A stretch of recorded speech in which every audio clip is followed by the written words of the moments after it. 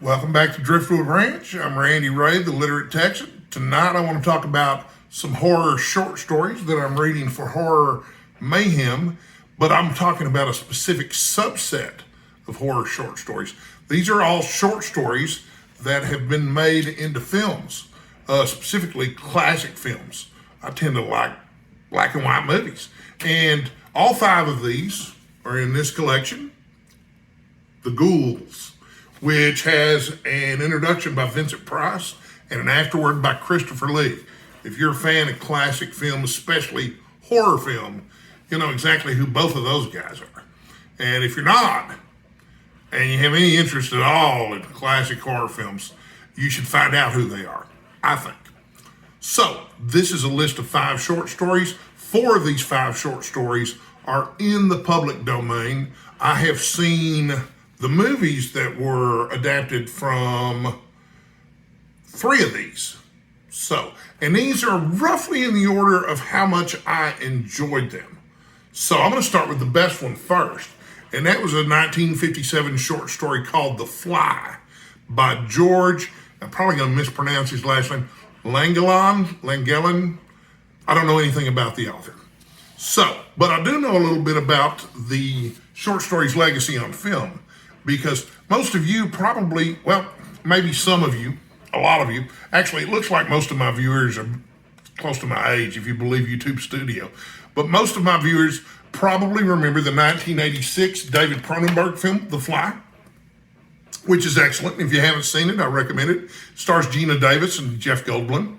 There was a sequel in 1989, which was not particularly good, but if you're a completist, you might want to see it. But those are just the new ones. The original movie, The Fly, which was a favorite of my mother's, she loved to imitate Vincent Price in this film, was called The Fly, and it came out in 1958, the year after the short story was published. And it spawned 2 sequels, The Return of the Fly in 1959 and Curse of the Fly in 1965. I have seen 3 out of these 5 movies, and I was surprised at how much I loved the original Vincent Price vehicle, The Fly. It was absolutely terrific. You would think after Cronenberg's very effective movie with Jeff Goldblum that the 1958 film would be really ineffective, but not at all, not at all. If you've never seen the original movie, The Fly, starring Vincent Price, and you have any interest at all in classic film, I recommend it. But the short story was absolutely terrific too. Top of my list so far during Horror Mayhem, during which I'm reading mostly short stories. The second one that I enjoyed most was a surprise for me because I'd read it in high school English. I do not remember which year they threw this one at us, but it's a short story called Most Dangerous Game by Richard Connell. And it's a 1924 short story, so I believe it's in the public domain. But it has been made, apparently it's been made into multitudes of film adaptations. But the classic film version was from 1932 from RKO, titled The Most Dangerous Game. But if you go to the Wikipedia, they have a list of the adaptations of The Most Dangerous Game. And, you know, there was A Game of Death, directed by Robert Wise. His name's going to come up again later in this video, so stay tuned for that. And, you know, Hard Target from 1993, directed by John Woo, is a loose adaptation. And there was an adaptation, The Most Dangerous Game, from 2022. I suspect it's a low-budget movie because I hadn't heard anything about it. But it's a classic story now. I liked it okay in high school, but it was a reading assignment. So you're kind of not necessarily expected to like reading assignments. But when I reread it, I was just delighted at how effective it was and also how pleasantly short the story was. So if you're not familiar with the premise, a guy's out on his yacht. There's an accident. He winds up swimming ashore to this island in the Caribbean. There's a man who lives in a mansion on the island who's a big game hunter, and he's decided that the only prey worth actually hunting anymore is human prey. So you can imagine where it goes from there. But yeah, that was a lot of fun. I was really thrilled with how much I enjoyed that particular story.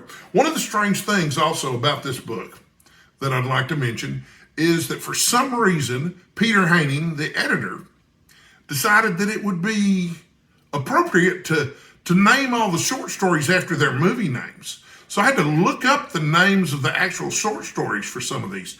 Now, The Fly and The Most Dangerous Game, the short story had the same name as the movie. But the other three movies on this list, or the other three short stories on the list, that's not necessarily the case. Actually, it is the case with all of them except one. But there's a whole lot of stories in this book that I'm not even talking about. So, but on this particular list, number 3, actually, I love this movie more than any of the other movies I've seen on here. It's a 1923 short story called Spurs. And Spurs was made into a film called Freaks, which if you've never seen, you'll be really surprised at how effective it is as a horror film. And that movie came out in 1933. Nope, misspoke, 1932. But it's directed by Tod Browning, who directed the original Dracula film starring Bela Lugosi, whose name is also going to come up again in this video later, so stay tuned. But if you've never seen Freaks, which is based on a short story by Tod Robbins, definitely read the story. It's great. I mean, a lot of these horror stories from the time, this anthology came out in 1970, but a lot of these stories had a really wicked, black sense of humor. There's almost an element of comedy that's unavoidable in these. But since this came out in 1970, there's 50 years of horror films since then. So, the older horror movies, there's an entirely different aesthetic and approach in those days. Freaks, absolutely fantastic. And it's one of those pre-code movies, which means they didn't give any kind of rating at all to Freaks, and they didn't have any restrictions on it either. I'm going to take a sip of water. Excuse me for that. Some of my medications, they make my mouth dry. So normally I wouldn't drink in front of you unless I could offer you something to drink too. Number 4 on my list is an 1884 short story called The Body Snatcher by Robert Louis Stevenson. This is the oldest short story on the list. And it was made into a 1945 film directed by Robert Wise, who's a really well-respected movie director from the classic era. Robert Wise also directed Star Trek: The Motion Picture, among many, many other movies, not all of which were horror. During the classic era of filmmaking, it wasn't like now. You get pigeonholed into a genre now, like John Carpenter was. And John Carpenter got pigeonholed as a horror movie director, and he just didn't have any luck breaking out of that. He made other kinds of movies, and he wanted to be like Howard Hawks or Robert Wise and direct across a wide variety of genres. It's not possible in the movie industry these days, apparently. So anyway, The Body Snatcher is pretty cool. There's not much to it, but the entertainment value, the approach is pretty nice. And honestly, the story was okay. But I really liked the movie. I'm a big fan of the Val Lewton horror movies. They I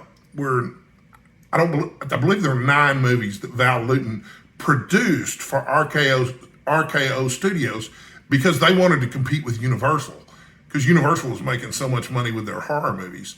And normally the auteur of a film is considered the director. And so, you'll talk about P.T. Anderson movies or Robert Wise movies or Howard Hawks movies, whomever.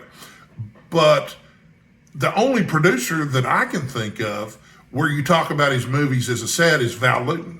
People interested in classic horror movies talk about Val Lewton movies, and they're generally really good. Cat People, the original Cat People, was one of Val Lewton's movies. But The Body Snatcher, as you probably could gather from the title, is about these people who are going out and getting these bodies. They're medical students. But it's got a great twist at the end, which I won't spoil. Finally, number 5 on my list of horror short stories that were later turned into classic horror movies is a 1919 short story called The Beast with 5 Fingers by W.F. Harvey. And this movie was filmed in 1946, and I had some notes over here that I'm looking at. Can you tell? But Peter Lorre was in this movie, and I have not seen this particular movie. I've seen The Body Snatcher, I've seen Freaks, I've seen The Fly, but the story was great. And if you hadn't figured it out, A Beast with Five Fingers, it's about a disembodied hand that's crawling around, and what happens. So definitely worth reading. I also meant to mention that The Body Snatcher also starred both Boris Karloff and Bela Lugosi, who, you know, if you're a fan of that era of horror films, know that Bela Lugosi played Dracula and Boris Karloff played Frankenstein's monster. So, if you're looking for some short stories to read that were considered good enough to make horror movies out of, then you could do worse than these 5 stories. I really enjoyed them a lot. I've almost completely finished this collection, The Ghouls for Horror Mayhem, and I also finished Shatterday by Harlan Ellison. But, you know, I didn't even want to talk about the film adaptation of Shatterday. You know what? I will talk about the film adaptation of Shatterday. It wasn't an actual film. It was an episode of the 1980s revival of The Twilight Zone, of which Harlan Ellison was a creative consultant. And it was the first time that I ever saw Bruce Willis act, because he plays the main character in Shatterday. And the idea of the story is that a guy's sitting at a bar one night, and he's going to call someone. I don't even remember who it was, because it's not that important to the story. But he accidentally calls his own home phone number, and he answers. Really creepy. Turns out there's 2 of him. And that is the title of a collection of short stories from Harlan Ellison from 1980 that I finished yesterday for Horror Mayhem. And it is also the title of the episode of the Twilight Zone, which, you know, I loved the Twilight Zone growing up. I think most people did.